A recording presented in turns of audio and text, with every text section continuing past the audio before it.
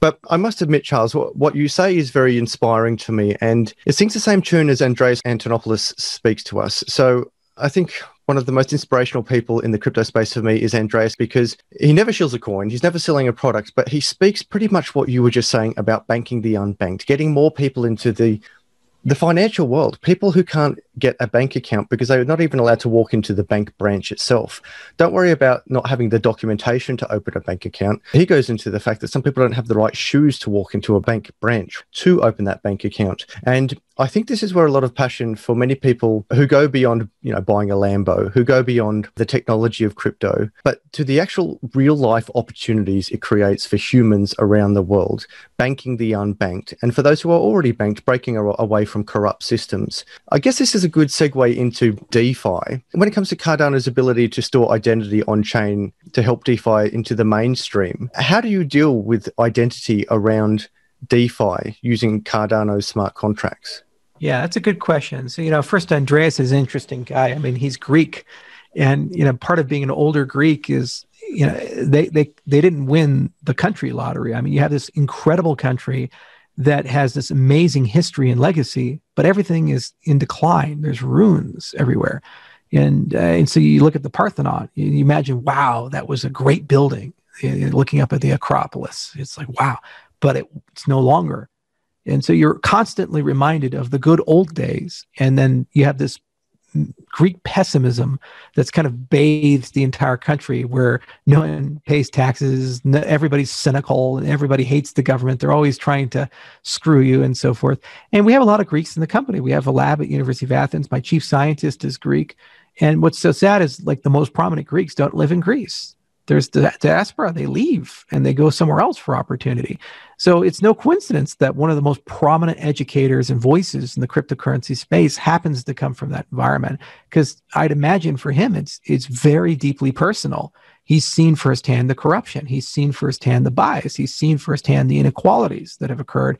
And he says, wow, we finally have something that can inoculate society to all of these evils and make it better. As for not shilling coins, you have to admire that, because he could have many, many times throughout his career and literally made tens, if not hundreds of millions of dollars. Instead, he spent his time mastering Bitcoin. And he spent his time educating and doing lectures and carrying the torch.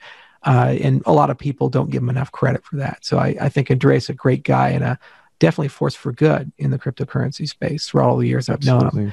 Now, in terms of identity, to your specific question, we have a framework called PRISM. And one of the things we closely looked at is what John Klippinger did with the whole self-sovereign identity movement, and what happened with the development of the DID from Manu Sporny and his cohorts at the W3C. And what's occurring is we're having a renaissance in identity representation and attestation, as well as portability and storage. So the DIF, the Digital Identity Foundation, has more than 30 members, including Microsoft and our company. And we're all talking about open standards, where you have a portable identity that's almost like a URL to a web page, because you have a URL that leads you to an HTML document. We have a DID and a DID document. So the DID tells you where it's at and gives you a unique identifier, almost like a domain name. And then your document is, who are you? And you can put any assets you want. You can put cryptographic credentials. You can put metadata like your height, your age, medical history, whatever it have you. And what the W3C has done, the standards body, one of the standards bodies of the internet, is created an exhaustive specification for a DID. So what we did is we took that spec, as has Microsoft for their system, and there's like 10 other identity systems that are emerging from sovereign to others, and we all are now interoperable with each other. And what we can do is we can use a blockchain to store DIDs. We can use a blockchain to help with the revocation process and other such things. So the PRISM framework and its companion Mirror deals with the issuance of DIDs, the revocation of DIDs, and the Mirror framework deals with KYC and AML, the KYC component of knowing who people are, so you can validate these things. Then it's a very interesting question of how do you embed that into a workable cryptocurrency system. So you have all these things that require identity. Stake pool operators require identity.